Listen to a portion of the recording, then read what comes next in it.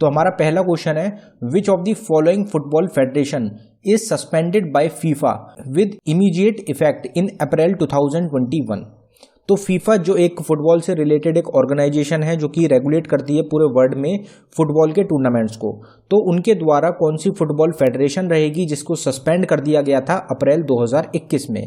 तो आपका आंसर हो जाएगा बोथ ए एंड बी। तो पाकिस्तान फुटबॉल फेडरेशन और चाड फुटबॉल फेडरेशन, ये दो फुटबॉल फेडरेशंस हैं जिनको सस्पेंड किया गया था फीफा के द्वारा अप्रैल 2021 में।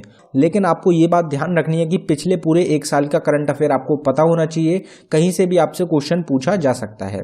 अगला क्वेश्चन देखते हैं हमारा, who was the first women to climb Mount Everest. तो माउंट एवरेस्ट पहले कहाँ पे लोकेटेड है, तो माउंट एवरेस्ट लोकेटेड है नेपाल में। अब माउंट एवरेस्ट पहली बार चढ़ने वाली महिला कौन थी, तो ये आपको पता होगा, जुंको तबई जो थी ये पहली महिला थी जिन्होंने क्लाइंब किया था माउंट एवरेस्ट पे।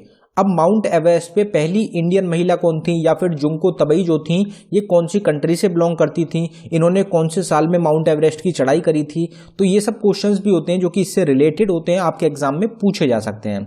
तो जुंको तबई जो है, अगर इनकी बात करी जाए तो ये जापान कंट्री से रिलेटेड रहेंगी। इन्होंने 1975 में माउंट एवरेस्ट पे क्लाइंब किया था, चढ़ाई की थी। अगर आपसे पहली इंडियन वुमेन पूछ ली जाए तो आपको पता होगा बचेंद्री पाल। बचेंद्री पाल एक पहली भारतीय महिला थी जिनके द्वारा माउंट एवरेस्ट पे चढ़ाई करी गई थी 1984 में। अगर आपसे पहली महिला पूछा जाए जिन्होंने माउंट एवरेस्ट पे 2 बार चढ़ाई करी थी तो वो है संतोष यादव। कौन कौन से साल में, 1992 में और 1993 में। 2 साल में लगातार कॉन्जिक्यूटिव, 2 साल में 92 में और 93 में इनके द्वारा 2 बार चढ़ाई करी गई थी। अगर आपसे मेल पूछ लिया जाए कि दुनिया के सबसे पहले व्यक्ति कौन थे जिन्होंने माउंट एवरेस्ट पे चढ़ाई करी थी, तो आपका आंसर हो जाएगा एडमुंड हिलेरी। कौन सी कंट्री से रहेंगे, न्यूजीलैंड से 1953 में। पहले भारतीय कौन थे जिन्होंने सबसे पहले माउंट एवरेस्ट पे चढ़ाई करी थी, तो वो हो जाएंगे अवतार सिंह चीमा। चीमा के नाम से काफी फेमस है, आपको पता होगा, चीमा के नाम से आपको एग्जाम में ऑप्शन मिलता है और वही आपका करेक्ट आंसर बैठेगा। 1965 में इनके द्वारा माउंट एवरेस्ट पे चढ़ाई करी गई थी। How many bones are present in human skull. Human skull जो होता है उसमें कितनी हड्डियां प्रेजेंट होती हैं। अगर आपसे ईयर की पूछी जाए तो हमारे एक कान में 3 बोन होती हैं। अगर दोनों कान के मिला के पूछी जाए तो 6 बोन्स होती हैं। अगर आपसे सबसे लॉन्गेस्ट बोन पूछी जाए तो फेमर हो जाएगी। शॉर्टेस्ट पूछी जाए तो स्टेप्स हो जाएगी जो कि हमारे ईयर में प्रेजेंट होती है, और फेमर जो होती है जो कि लॉन्गेस्ट बोन होती है वो हमारी थाई में प्रेजेंट होती है। अब यहाँ पे आपसे पूछा गया कि ह्यूमन स्कल जो होती है, जो हमारी खोपड़ी होती है, उसमें कितनी हड्डियां होती है, तो आपका आंसर हो जाएगा 29। 29 हड्डी होती है हमारी खोपड़ी में। हमारा जो स्कल होता है उसमें 29 बोन्स होती हैं। अब ये बोन्स डिवाइड होती हैं 4 पार्ट में। कौन कौन सी बोन्स होंगी, तो इसमें 8 जो बोन्स होती हैं वो क्रैनियल बोन्स होती हैं, 14 फेशियल बोन्स होती हैं, 1 हाइड बोन होती है और 6 ऑडिटरी बोन्स होती हैं। तो आपसे एग्जाम में क्वेश्चन ये भी पूछ लिया जाता है, आपको पूछ लिया जाता है कि क्रैनियल बोन्स कितनी होती है हमारे स्कल में, तो आपका आंसर हो जाएगा 8। तो यहाँ पे आपके 5 क्वेश्चन कवर हो गए। आपको इनकी नंबरिंग जो है वो याद रखनी है, आप इसको कहीं पे नोट कर सकते हैं। The headquarters of UNESCO is located at. तो यूनेस्को एक काफी इंपॉर्टेंट, एक बड़ी ऑर्गेनाइजेशन है, तो इसका हेडक्वार्टर कहां पे लोकेटेड है, तो हमारा आंसर हो जाएगा पेरिस। पेरिस जो कि कैपिटल है फ्रांस की, वहां पे लोकेटेड है यूनेस्को ऑर्गेनाइजेशन का हेडक्वार्टर। अब अगर यूनेस्को ऑर्गेनाइजेशन की बात करी जाए तो पहले एक बार यूनेस्को की फुल फॉर्म देख लेते हैं। तो United Nations Educational, Scientific and Cultural Organization, ये फुल फॉर्म रहेगी यूनेस्को की। इसके करंट टाइम में डायरेक्टर जनरल कौन है, तो ऑड्रे अजोले करंट टाइम में डायरेक्टर जनरल रहेंगे यूनेस्को के। ये फाउंड कब किया गया था, तो 16 नवंबर 1945 को फाउंड किया गया था यूनेस्को ऑर्गेनाइजेशन को। जो भी क्वेश्चन हम इस वीडियो में डिस्कस कर रहे हैं उससे रिलेटेड पूरी डिटेल इसमें वीडियो में आपको मिलेगी। अगर आपको वीडियो पसंद आ रही है तो लाइक करना ना भूलें। अब जो कुछ इंपॉर्टेंट इंटरनेशनल ऑर्गेनाइजेशंस के हेडक्वार्टर्स की हम बात कर लेते हैं। तो सबसे पहले आता है यूनाइटेड नेशन, जिसको कि यूएनओ या फिर यूएन के नाम से भी जाना जाता है। इसका हेडक्वार्टर है न्यूयॉर्क, अमेरिका में। इंटरनेशनल मॉनेटरी फंड, जिसको कि IMF के नाम से जाना जाता है, वॉशिंगटन DC USA में इसका हेडक्वार्टर है। वर्ल्ड ट्रेड ऑर्गेनाइजेशन रहेगी, जिसको WTO भी बोला जाता है। अब यहाँ पे दो WTO होती हैं, एक होती है वर्ल्ड ट्रेड ऑर्गेनाइजेशन और एक होती है UNWTO, वर्ल्ड टूरिज्म ऑर्गेनाइजेशन। दोनों अलग अलग हैं, आपको ध्यान रखना है। वर्ल्ड ट्रेड ऑर्गेनाइजेशन का जो हेडक्वार्टर है वो है जिनेवा, स्विट्जरलैंड में। वर्ल्ड हेल्थ ऑर्गेनाइजेशन काफी फेमस रहती है, चर्चित रहती है, जिनेवा स्विट्जरलैंड में ही इसका हेडक्वार्टर रहेगा।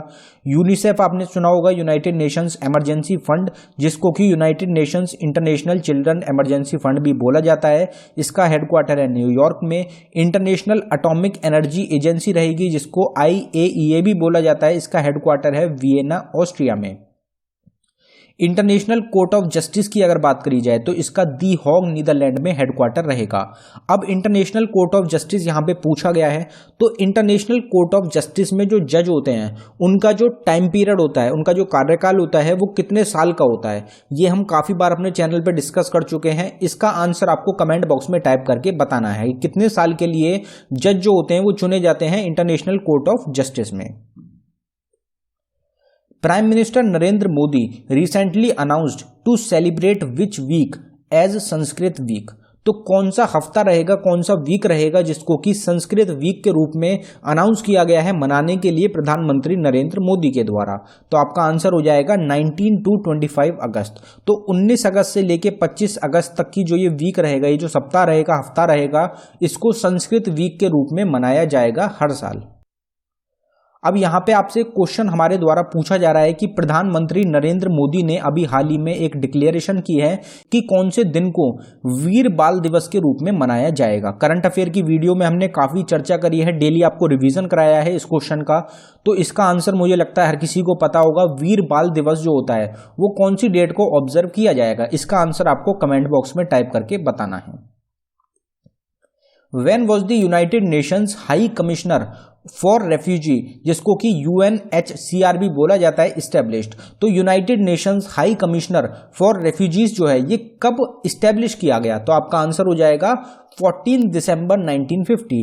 तो 14 दिसंबर 1950 को इस्टेब्लिश किया गया था UNHCR को। Military exercise, Yudh Abhyas was organised between which of the following two countries? तो युद्ध अभ्यास एक मिलिट्री एक्सरसाइज रहेगी, सैन्य अभ्यास रहेगा। ये कौन सी दो कंट्री हैं जिनके बीच में करा जाता है? तो आपका आंसर हो जाएगा इंडिया और अमेरिका। तो भारत और अमेरिका के बीच में एक युद्ध अभ्यास होता है, मिलिट्री एक्सरसाइज होती है, मिलिट्री ड्रिल होती है, जिसका नाम रहेगा युद्ध अभ्यास। अब इसके अलावा अगर हम और मिलिट्री एक्सरसाइजेस की बात करें तो मिलिट्री एक्सरसाइजेस की एक सेपरेट वीडियो है हमारे चैनल पे, आप उसको देख सकते हैं। उसमें 40 से 50 मिलिट्री एक्सरसाइजेस हैं इंडिया की। इंडिया जिन भी कंट्रीज के साथ जो भी मिलिट्री एक्सरसाइज करता है वो उसमें आपकी कवर कराई गई हैं। तो पूरा का पूरा टॉपिक आपका उस वीडियो से कवर हो जाएगा। What was the ancient name of the river Jhelum? तो झेलम जो रिवर है उसका पुराना नाम, एंशियंट नेम क्या है? जो वैदिक टाइम की बात है, जबकि बात हो रही है कि वैदिक टाइम में झेलम रिवर को किस नाम से जाना जाता था? तो आपका आंसर हो जाएगा वितास्ता। वितास्ता के नाम से झेलम रिवर को जाना जाता था एंशियंट टाइम में, वैदिक पीरियड के टाइम में। How many official languages does the United Nation Organization UNO have? तो यूनाइटेड नेशन ऑर्गेनाइजेशन में प्रेजेंट टाइम में कितनी ऑफिशियल लैंग्वेजेस हैं? तो आपका आंसर हो जाएगा 6 ऑफिशियल लैंग्वेजेस हैं करंट टाइम में यूनाइटेड नेशंस ऑर्गेनाइजेशन में। आपको पता होगा, अगर आपसे 6 लैंग्वेजेस का नाम पूछ लिया जाए तो आपको क्या क्या बताना है? तो आपको बताना है, एक तो हो जाएगी अरेबिक, एक चाइनीज, इंग्लिश, फ्रेंच, रशियन और स्पेनिश। ये 6 लैंग्वेजेस हैं, ये 6 ऑफिशियल लैंग्वेजेस हैं यूनाइटेड नेशंस ऑर्गेनाइजेशन की। Which of the following river flows in Uttar Pradesh? तो उत्तर प्रदेश भारत का सबसे बड़ा राज्य है पॉपुलेशन में। तो उत्तर प्रदेश में कौन सी इनमें से रिवर है जो कि फ्लो करती है? तो आपका आंसर हो जाएगा घाघरा रिवर। घाघरा रिवर जो है ट्रिब्यूटरी रिवर है, तो घाघरा रिवर जो है ये फ्लो करती है उत्तर प्रदेश स्टेट में। अब अगर ट्रिब्यूटरी की बात हो गई यहाँ पे कि घाघरा रिवर जो है ट्रिब्यूटरी है, तो किसकी ट्रिब्यूटरी है? तो गोमती। तो ये 4 नाम आपको याद रखने हैं, गोमती, घाघरा, गंडक कोसी, ये चारों जो है ये ट्रिब्यूटरी हैं गंगा रिवर की, और ये एग्जाम्स में पूछी जाती हैं। यहाँ पे कोयना रिवर की बात हुई है तो कोयना जो है ये एक ट्रिब्यूटरी है कृष्णा रिवर की। कृष्णा रिवर आपको पता होगा, कृष्णा रिवर जो है ये साउथ में फ्लो करती है। अब मेनली कहाँ पे करती है, तो ये आंध्र प्रदेश स्टेट में फ्लो करती है। तो कोयना रिवर जो है, जो कि एक ट्रिब्यूटरी है, ये फ्लो करती है आंध्र प्रदेश स्टेट में। हुगली रिवर आपको पता होगा वेस्ट बंगाल में फ्लो करती है। हमने पीछे भी अपनी जो वीडियोस थी रिवर वाली उसमें डिस्कस करा था, पूरी रिवर्स का चार्ट उसमें आपको मिल जाएगा।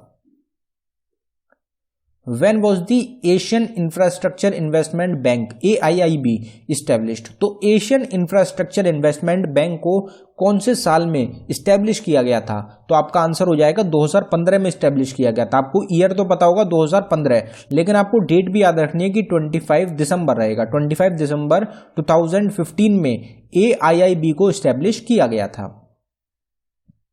National tourism day is observed on, national tourism day कब होता है? तो हमारा आंसर हो जाएगा 25 जनवरी। 25 जनवरी को हर साल होता है नेशनल टूरिज्म डे। अभी 1 से 2 दिन पहले ही हमने पूरी एक डेज और डेट्स की एक वीडियो, सेपरेट वीडियो अपलोड करी है जिसमें 136 डेज हमने डिस्कस करे हैं।